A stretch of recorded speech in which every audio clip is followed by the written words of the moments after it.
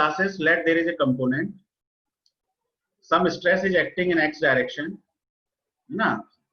It is having some minimum value and it is having some maximum value. So it is in x direction. So we are working on problems which involve only one direction. Only one direction.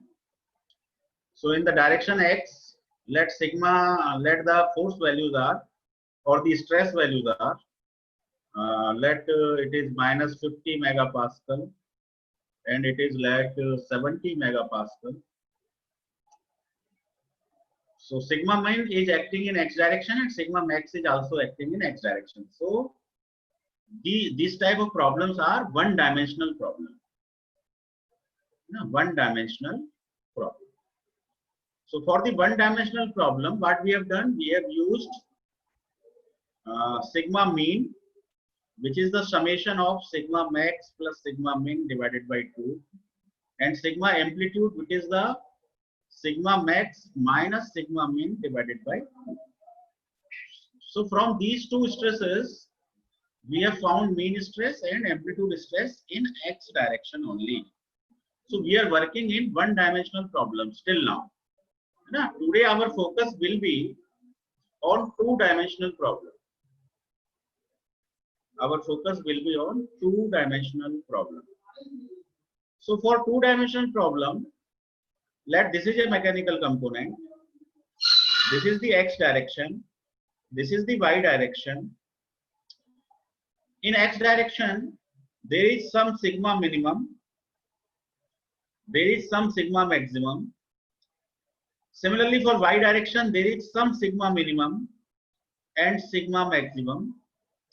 It means your stress in x direction is fluctuating. It is fluctuating stress because it contains sigma minimum and sigma maximum. Similarly, your stress in y direction is also fluctuating.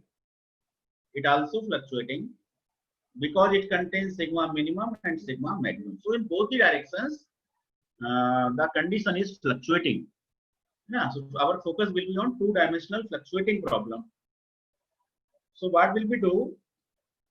In the first direction x, with the help of sigma min and sigma max, we will calculate sigma m and sigma a by these two formulas. First formula is this one, second formula is this one.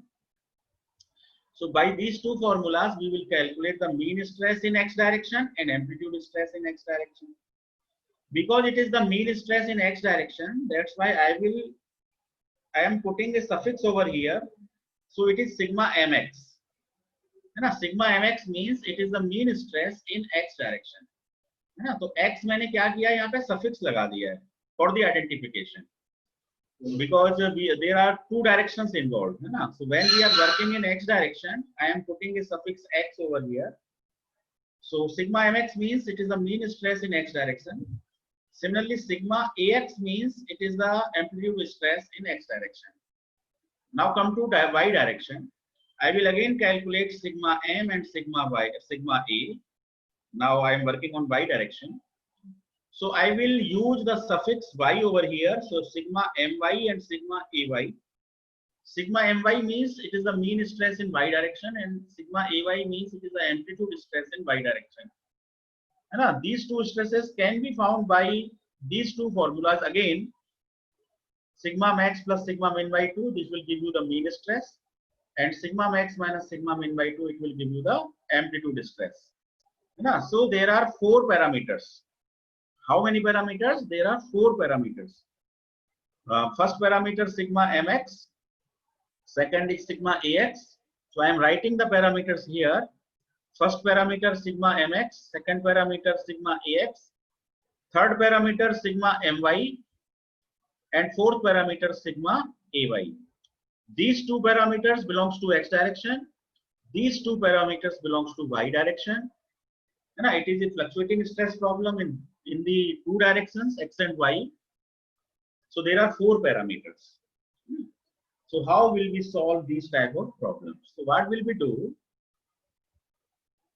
when the problem involves so many directions, है ना, biaxial stresses, है ना, तो in the case of static theories, है ना, मैं जरा सा ऐसे क्लियर कर लेता हूँ.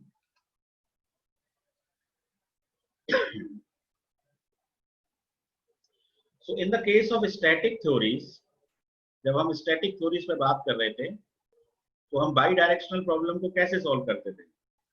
एक तरफ स्ट्रेस होता था सिग्मा 1, दूसरी तरफ स्ट्रेस होता था सिग्मा 2, है ना. तब हम इन प्रॉब्लम्स को कैसे सॉल्व करते थे. हमारे पास कई सारी थ्योरीज थी. एक थ्योरी थी हमारे पास maximum principal stress theory, maximum principal stress theory. एक हमारे पास थी मैक्सिमम शियर स्ट्रेस थ्योरी, है ना. एक हमारे पास थी maximum principal strain theory, strain theory. एक और थी हमारे पास, नाम याद आ रहे हैं आपको, डिस्टॉर्शन एनर्जी थ्योरी, है ना, डिस्टॉर्शन एनर्जी थ्योरी. और एक हमारे पास थी मैक्सिमम स्ट्रेन एनर्जी थ्योरी. ये 5 थ्योरीज पर हमने वर्क किया था. स्टैटिक लोड के केस में बाई डायरेक्शनल प्रॉब्लम को सॉल्व किया था, है ना. लेकिन अब क्या है, इधर जो स्ट्रेस है वो फ्लक्चुएटिंग है ना. अब स्टैटिक नहीं है, वो कैसा है, फ्लक्चुएटिंग है. तो प्रॉब्लम में चेंज क्या आया है. प्रॉब्लम में चेंज ये आया है कि stress in the X direction यहाँ पे स्टैटिक था, वाई डायरेक्शन में भी स्टैटिक था, यहाँ पर एक्स डायरेक्शन में फ्लक्चुएटिंग है, जिसके कि 2 कंपोनेंट हैं, एक सिग्मा mx और एक sigma ax. Similarly, y direction the stress is again fluctuating. It is not static, it is fluctuating, and it is having 2 components. First component sigma ym and sigma ya. These are the 4 components. Now this is the problem that has to be solved, है ना. The static problem we have solved by 5 theories, first, second, third, fourth, fifth. Bidirectional static problem को हमने 5 theories से solve किया था. अब यहाँ पे हमें fluctuating stress problem solve करनी है जो कि bidirectional है, ठीक है. तो इस तरह के केसेस को solve करने के लिए कोई भी थ्योरी आप यूज कर सकते हैं, बट डिस्टॉर्शन एनर्जी थ्योरी के जो रिजल्ट्स हैं, है ना, वो बेटर रिजल्ट्स देते हैं डक्टाइल मटेरियल के केस में. तो हम यहाँ पर डिस्टॉर्शन एनर्जी को ज्यादा फॉलो करेंगे. We will follow distortion energy theory. अब डिस्टॉर्शन एनर्जी थ्योरी के केस में, स्टैटिक के केस में हम क्या करते थे. डिस्टॉर्शन एनर्जी थ्योरी यदि स्टैटिक में बात चलती थी तो हम कहते थे कि principal stress is given by sigma 1 square plus sigma 2 square minus sigma 1 sigma 2, ना. और इसका यहाँ पे भी स्क्वायर होता था, तो यहाँ पे आप रूट लगा सकते हैं. तो डिस्टॉर्शन एनर्जी के केस में जो नेट प्रिंसिपल स्ट्रेस होता था वो sigma 1 square plus sigma 2 square minus sigma 1 sigma 2 का रूट हुआ करता था. और इसको फिर हम इक्वल करते थे S by T divided by factor of safety के डिजाइन स्ट्रेस के इक्वल करते थे. याद आ रहा है. देखो yes, हमारा जनरल फॉर्मूला ये हुआ करता था sigma 1 square plus sigma 2 square minus sigma 1 sigma 2 equal to S by T divided by factor of safety whole square. हम ये यूज करते थे डिस्टॉर्शन एनर्जी में. तो यदि आप दोनों तरफ रूट ले लें, इधर भी रूट ले लें, इधर भी रूट ले लें, तो आपका ये इक्वेशन कन्वर्ट हो गया, ठीक है. तो ये रूट के साथ जो टर्म है ये कहलाता है इफेक्टिव प्रिंसिपल स्ट्रेस और वर्किंग स्ट्रेस. और working stress. It is the effective principal stress. तो डिस्टॉर्शन एनर्जी के केस में आप ये फॉर्मूला याद रख लें कि जो नेट प्रिंसिपल स्ट्रेस होता है वो under root of sigma 1 square plus sigma 2 square minus sigma 1 sigma 2 होता है, ठीक है. तो अब इसी लॉजिक को हम फ्लक्चुएटिंग पर कैसे अप्लाई करेंगे. तो देखिए हम क्या करेंगे. मीन स्ट्रेस का कंपोनेंट एक्स डायरेक्शन में क्या है, सिग्मा mx. मीन स्ट्रेस का कंपोनेंट y डायरेक्शन में क्या है, सिग्मा ym. ये भी मीन स्ट्रेस का कंपोनेंट है, ये भी मीन स्ट्रेस का कंपोनेंट है, बट बाई डायरेक्शनल प्रॉब्लम है ना, बाई डायरेक्शनल प्रॉब्लम है. तो इस y को मैं यहाँ लिख देता हूँ my और ay, जैसे मैंने x में लिखा है. तो सिग्मा mx और सिग्मा my, इन दोनों की हेल्प से हम नेट मीन स्ट्रेस निकालेंगे, and that will be given by root of sigma mx whole square plus sigma M Y whole square minus sigma M X into sigma M Y.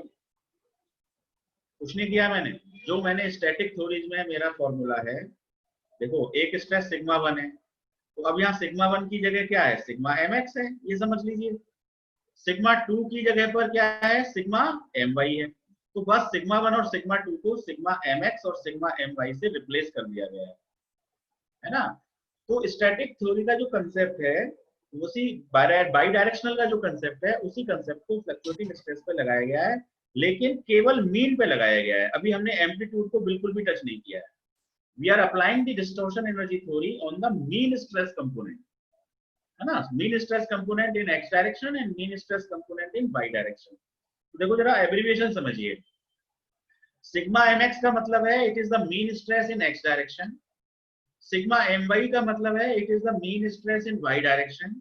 और केवल sigma M का मतलब है it is the net mean stress और effective mean stress और final mean stress. ठीक है, तो ये इफेक्टिव मीन स्ट्रेस है जो कि हम गुडमैन के फॉर्मूले में यूज करते हैं। तो गुडमैन का फॉर्मूला क्या है, sigma A divided by S C plus sigma M divided by S U T equal to 1/n। और यदि सोडर वर्ग है तो क्या यूज करते हैं, y यूज करते हैं। ठीक है, तो sigma A divide by S C plus sigma M by S Y T equal to 1/n। n क्या है, फैक्टर ऑफ सेफ्टी है।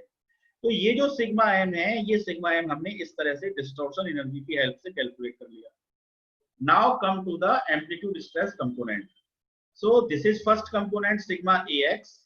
Sigma AX means amplitude stress in x direction.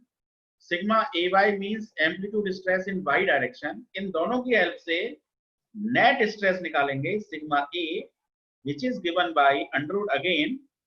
It is again under root same method. Sigma MA whole square plus sigma क्या था इसका नाम, sigma AX, और I can say it is sigma XC, है ना। Sigma sir दोनों MX, component के लिए लगा रहे हैं डिस्टॉर्शन वाली थ्योरी। हाँ, AX square plus AY square minus sigma AX into sigma AY। तो मीन और मीन की हेल्प से नेट मीन निकाल लेंगे, और एम्पलीट्यूड की हेल्प से नेट एम्पलीट्यूड निकाल लेंगे। अब इस नेट एम्पलीट्यूड का यूज कहां पे हो जाएगा, गुडमैन फॉर्मूले में हो जाएगा। नेट मीन का यूज कहां हो जाएगा, गुडमैन फॉर्मूले में हो जाएगा।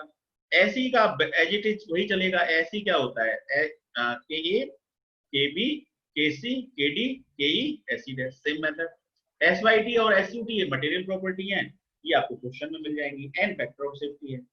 तो इस तरह से हम बाई डायरेक्शनल प्रॉब्लम्स को सॉल्व कर सकते हैं।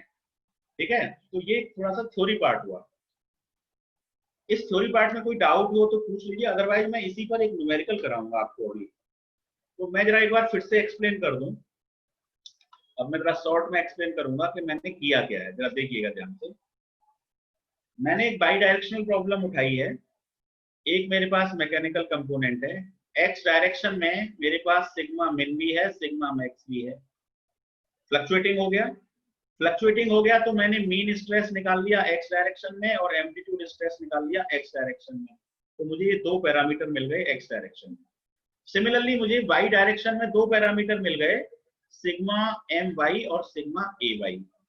अब एक्स डायरेक्शन का मीन पैरामीटर और वाई डायरेक्शन का मीन पैरामीटर, दोनों के मीन पैरामीटर से मैंने नेट मीन पैरामीटर निकाल लिया सिग्मा एम। किसकी हेल्प से, डिस्टॉर्शन एनर्जी की हेल्प से, डिस्टॉर्शन एनर्जी थ्योरी की हेल्प से। सिमिलरली एम्पलीट्यूड पैरामीटर इन एक्स डायरेक्शन और एम्पलीट्यूड पैरामीटर इन वाई डायरेक्शन, इन दोनों की हेल्प से मैंने नेट एम्पलीट्यूड पैरामीटर निकाल लिया with the help of distortion energy theory again.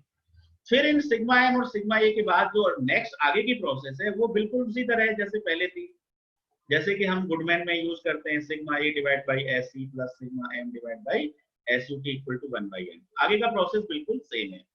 तो समझने का पॉइंट सिर्फ ये है कि एक्स डायरेक्शन में आपके पास दो पैरामीटर हैं, वाई डायरेक्शन में आपके पास दो पैरामीटर हैं। ये बाई डायरेक्शनल प्रॉब्लम है। बाई डायरेक्शनल प्रॉब्लम में आपको नेट मीन निकालना है और नेट एम्पलीट्यूड निकालना है with the help of distortion energy theory. तो कोई डाउट हो इसमें तो प्लीज पूछ लीजिए। यदि ये क्लियर हो जाएगा तो न्यूमेरिकल बड़ी आराम से हो जाएगा। आई थिंक क्लियर है, पूरा है ना? तो चलिए अब एक न्यूमेरिकल लेते हैं। दिस इज द न्यूमेरिकल, है ना? क्वेश्चन पढ़िए। ए ट्रांसमिशन शाफ्ट कैरीज ए पुली। इससे भी पहले एक क्वेश्चन इससे और इजी वाला करते हैं, ये करते हैं पहले। A machine component is subjected to 2 dimensional stresses. अब देखिए 2 डायमेंशनल मतलब समझ जाइए बाई डायरेक्शनल हो गया, जो अभी हमने पढ़ा है bidirectional problem. The tensile stress in the X direction varies from 40 to 100। तो ये 40 क्या हो गया, सिग्मा मिनिमम हो गया, और ये 100 क्या हो गया, सिग्मा मैक्सिमम हो गया। कौन सी डायरेक्शन का, एक्स डायरेक्शन का। यहाँ लिखा हुआ है देखो, एक्स डायरेक्शन, ठीक है। तो यदि मैं इस कंपोनेंट को ऐसे बना लूं और एक्स डायरेक्शन में मैं कहूं, तो सिग्मा मिन कितना हो गया 40, सिग्मा मैक्स कितना हो गया 100। इन दोनों की हेल्प से मैंने निकाल लिया सिग्मा एम इन एक्स डायरेक्शन, सिग्मा एम्पलीट्यूड इन एक्स डायरेक्शन। बताओ कितने कितने आएंगे। मीन के लिए दोनों को जोड़ के आधा कर दीजिए, तो 100 प्लस 40, 100 प्लस 40 बाई 2 कितना हो गया, 100 प्लस 40 70 हो गया, बिल्कुल। तो सिग्मा एम एक्स की वैल्यू जो है वो कितनी आ गई, 70 आ गई। सब मेगा पास्कल में चल रहा है, क्योंकि तो न्यूटन पर एम एम स्क्वायर दिया हुआ है, ठीक है। अच्छा, अब amplitude stress in X direction कितना हो जाएगा, माइनस करके आधा कर दीजिए, तो 100 माइनस 40 बाई 2, तो ये हो गया 30 मेगा पास्कल। तो कितना आसान है। एक्स डायरेक्शन के दोनों पैरामीटर आपको मिल गए। सिमिलरली इसी तरह से वाई डायरेक्शन के भी दोनों पैरामीटर हम कैलकुलेट कर लेंगे। तो आगे बढ़ते हैं question. While the tensile stress in the Y direction varies from 10 to 80, 10 to 80। तो यहाँ पे 10 क्या हो गया, sigma minimum in Y direction, और 80 क्या हो गया, sigma maximum in Y direction. तो हम यहाँ पे लिख सकते हैं कि सिग्मा मिन जो है वो तो 10 है, और सिग्मा मैक्स जो है वो कितना है, 80 है। ये वाई डायरेक्शन की बात चल रही है।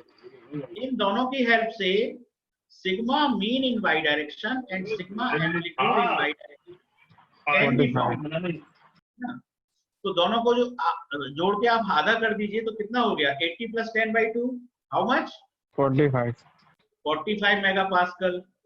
और एम्पलीट्यूड में माइनस करके आधा कर दीजिए, तो 80 माइनस 10 बाई 2 35 है ना, 70 बाई 2 इज 35 मेगा पास्कल। तो आपको ये दो पैरामीटर मिल गए।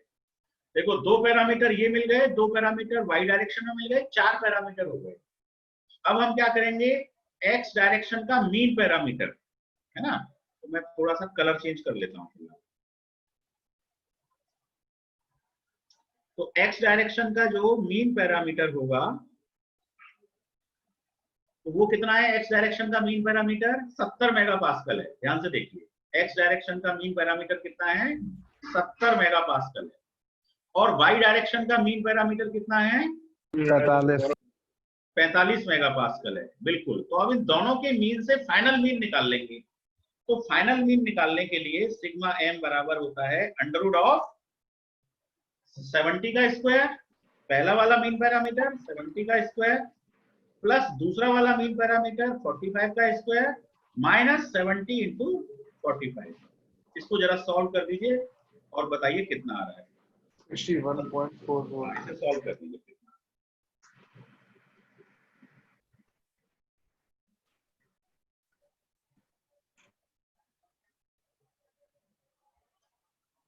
सॉल्व करें जरा कैलकुलेटर से। संदीप, राजपूत, राहुल, सारांश, कोई भी बताइए कितना। 61.44। 61.44 है ना।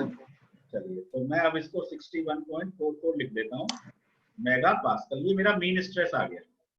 इसी तरह से हम एम्पलीट्यूड स्ट्रेस निकालेंगे, और वो भी डिस्टॉर्शन से ही ऐसे रूट करके निकलेगा। तो अब इसमें एम्पलीट्यूड स्ट्रेस का फर्स्ट वैल्यू कितना है, 30 एक्स डायरेक्शन में और 35 वाई डायरेक्शन में। तो हम क्या करेंगे, 30 का स्क्वायर प्लस 35 का स्क्वायर, यही करेंगे ना, 30 का स्क्वायर प्लस 35 का स्क्वायर, 30 स्क्वायर 35 का स्क्वायर माइनस 2 इंटू 30 इंटू 35। इसको सॉल्व करिए, कितना आ रहा है, 5 आएगा। 5। How much, 5 sir, 5। Only 5? Yes sir. नहीं, ओनली 5 कैसे, ओनली 5 आ रहा है, प्रॉपर 32.8 आ रहा है सर। कितना, 32.7 32.8। Yes sir, 32.8। 32.8 ना, ये ठीक है। है ना, वो चेक कर लीजिए कि 5 क्यों आ रहा था। तो अब देखो सिग्मा एम मिल गया, सिग्मा ए मिल गया, नेट नेट मिल गया, net mean net net amplitude. अब इसके बाद क्या करना होता है, इसके बाद तो बस गुडमैन करेक्ट फॉर्मूला लगाना है।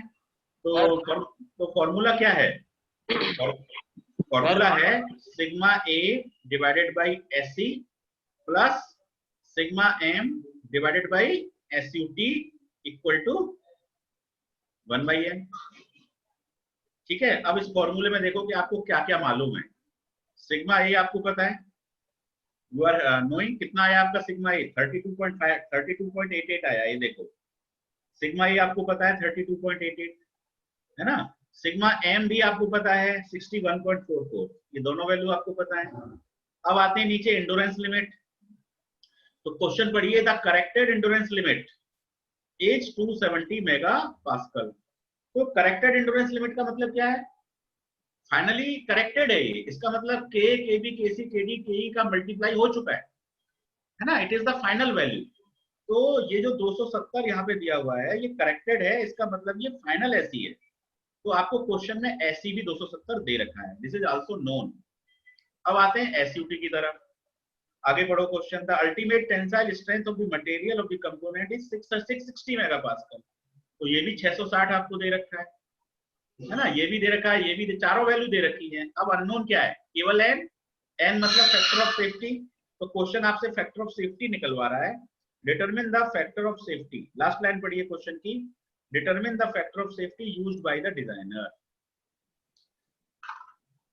ठीक है, तो बस इसको सॉल्व करके मुझे आंसर बताइए कि एन का कितना आंसर आ रहा है। चारों वैल्यू नोन है।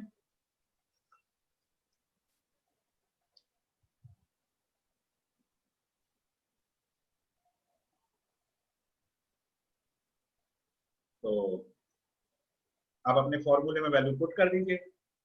सिग्मा ए कितना है 32.88, है ना। तो मैं जरा सा इंक क्लियर कर लेता हूं। गुडमैन के फॉर्मूले में वैल्यूज पुट करनी है, sigma A divided by S C, 4 sigma M divide by S U T equal to 1/n। Sigma A आपका आया 32.88, एस सी आपका 270 है, सिग्मा एम आपका आया था 60, कितना आया था फिर से बोल दीजिए, 62 पॉइंट समथिंग, 62 पॉइंट कितना आया था, 61.44 61 पॉइंट कुछ 61 आया था, जो भी आया था, divided by S U T 660 equal to 1/n। अब इसको सॉल्व करके n बताइए कितना आ रहा है। चलिए 4.65 हाँ 6765। तो आंसर मैच आपका कर रहा है, आंसर नीचे दिया हुआ है, आंसर इज 4.66, है ना। तो हमारा ये क्वेश्चन हमने क्या मतलब फोकस किया है कि बाई डायरेक्शनल प्रॉब्लम को कैसे सॉल्व करते हैं। बहुत आसान है, डिस्टॉर्शन एनर्जी थ्योरी लगाते हैं, है ना। एक्स डायरेक्शन में दो पैरामीटर होते हैं, एक मीन पैरामीटर एक एम्पलीट्यूड पैरामीटर। वाई डायरेक्शन में अगेन दो पैरामीटर होते हैं, एक मीन पैरामीटर एक एम्पलीट्यूड पैरामीटर। दोनों के मीन से नेट मीन निकालते हैं, दोनों के एम्पलीट्यूड से नेट एम्पलीट्यूड निकालते हैं, गुडमैन मॉडिफाइड गुडमैन का फॉर्मूला यूज करते हैं, फैक्टर सेफ्टी कैलकुलेट कर लेते हैं, है ना। अब क्वेश्चन में चेंज क्या हो सकता है, कभी कभी फैक्टर ऑफ सेफ्टी आपको गिवन मिलेगा और आपसे डायमीटर पूछ लिया जाएगा, है ना, आपसे डायमेंशन पूछ ली जाएगी, तो वो आप निकाल ही सकते हैं तरीके से, कोई प्रॉब्लम नहीं है। तो यदि आपको इस बाइडायरेक्शनल प्रॉब्लम में कोई डाउट है तो please ask, please unmute your mic and ask. How much time we have now? Sir 5 minute है हमारे पास। हाँ बताइए। सर जो आपने सर सिग्मा ए निकाला था उसमें सर आपने फॉर्मूला लगाया था सिग्मा मतलब 30 का स्क्वायर, जो उसकी वैल्यू थी सिग्मा ए एक्स स्क्वायर हाँ plus sigma A Y square minus 2 multiply sigma A X sigma A Y था। नहीं 2 नहीं था, केवल मल्टीप्लाई करना है ना। देखो सिग्मा ए वाई डिस्टॉर्शन और सिग्मा ए एनर्जी का एक्स था। देखो डिस्टॉर्शन एनर्जी का जो फॉर्मूला होता है ना, वो जनरल फॉर्मूला ये होता है, एक्स डायरेक्शन का stress square plus Y direction का स्ट्रेस स्क्वायर माइनस दोनों का मल्टीप्लिकेशन, ये फॉर्मूला होता है।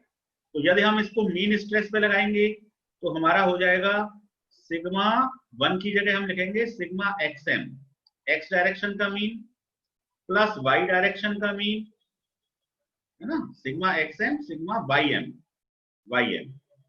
प्लस उसके बाद माइनस दोनों का multiply, sigma X M sigma Y M. ये डिस्टॉर्शन एनर्जी का फॉर्मूला है, ठीक है। इसका बकायदा प्रूफ भी है।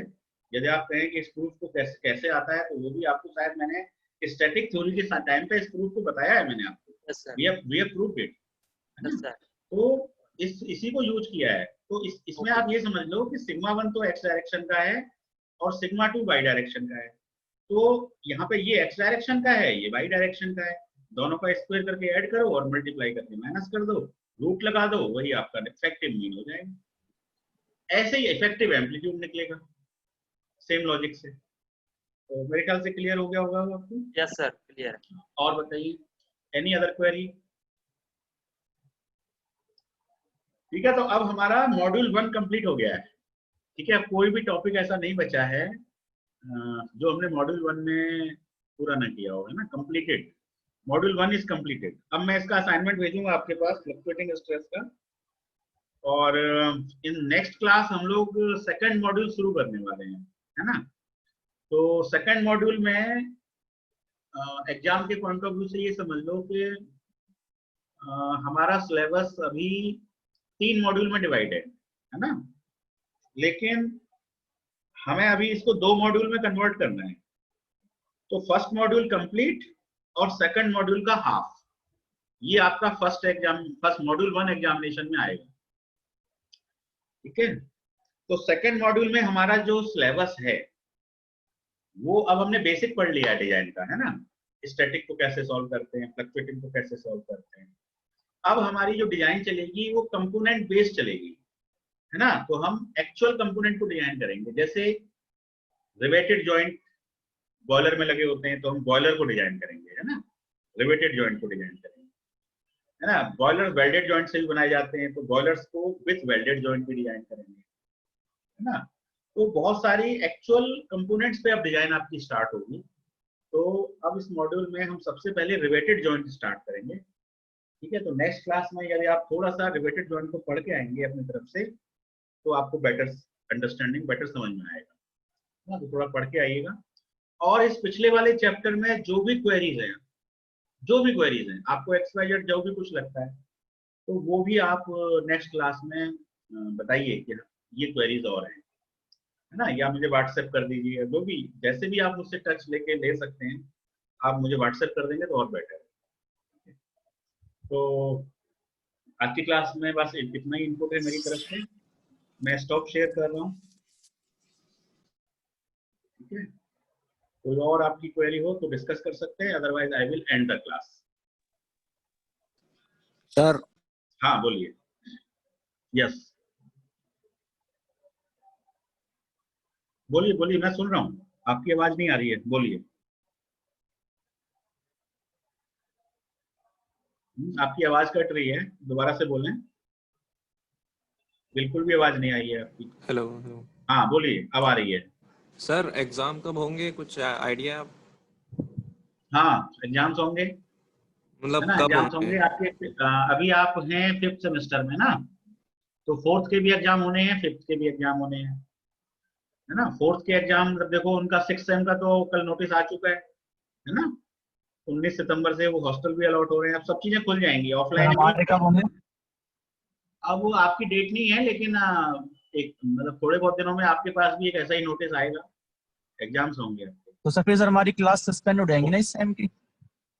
हाँ कुछ प्रिपरेटरी जैसे अभी उनकी हो गई है, तो उसी तरह से आपको भी कुछ टाइम, प्रिपरेटरी टाइम आपको मिलेगा, दिया जाएगा, क्योंकि 2-2 एग्जाम में बर्डन है, काफी ज्यादा कोर्स है, तो उसकी प्रिपरेशन के लिए आपको फ्री छोड़ा जाएगा 4th सेम के लिए।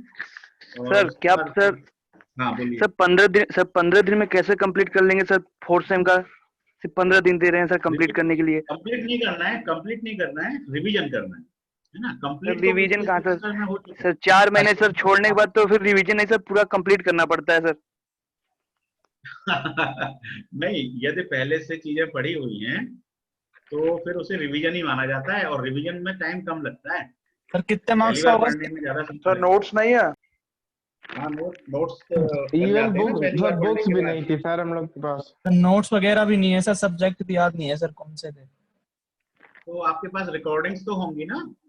सर रिकॉर्डिंग recording सर में ना मुझे पढ़ी नहीं सर, हमें है। तो लगा कि सर हमें लगा कि ऐसे ही पास कर दे जाएगा क्योंकि सर यूजीसी ने बोला था।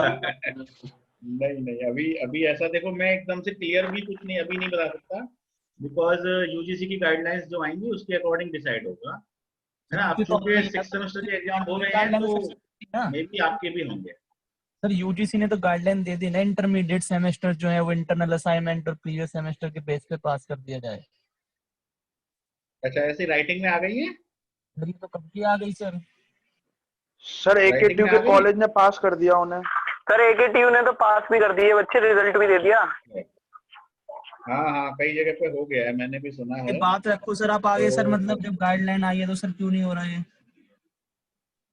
नहीं, अब वो गाइडलाइन में कितना ये थोड़ी सी वो होगी, मतलब वो यूनिवर्सिटी के ऊपर छोड़ दिया होगा या जो भी कुछ होगा, डिपेंड, बट उसमें एग्जैक्ट पढ़ने से पता चलेगा कि उन्होंने क्या मीनिंग निकाला है उसका।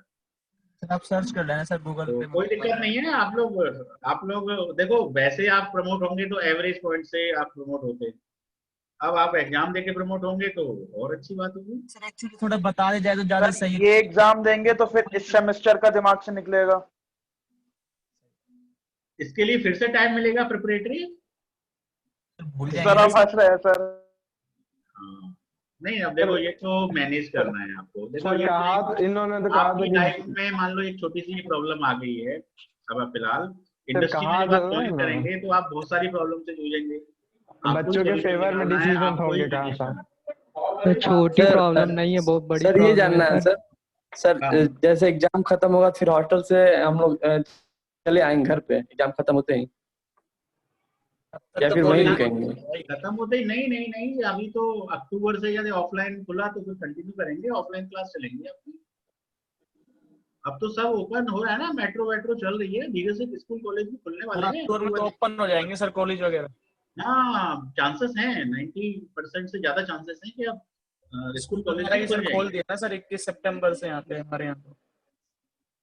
हाँ अक्टूबर में चांसेस हैं कि ऑफलाइन क्लासेस में हम लोग मिलेंगे ऑनलाइन की जगह। सर रिवाइज करा देना। सर ये कंफर्म कब तक पता चल जाएगा कि पेपर होंगे नहीं होंगे, मतलब पिछले साल भाई के?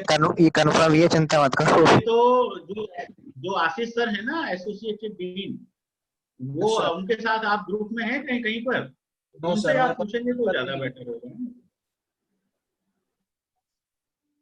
ना। सर उनके उससे साथ आप नहीं है। बाकी हमें कोई नॉलेज मिलेगी then I will share you, है ना, share with you. Okay sir. Okay sir. Okay चलिए, thank you very much, stay home stay safe, thanks for listening.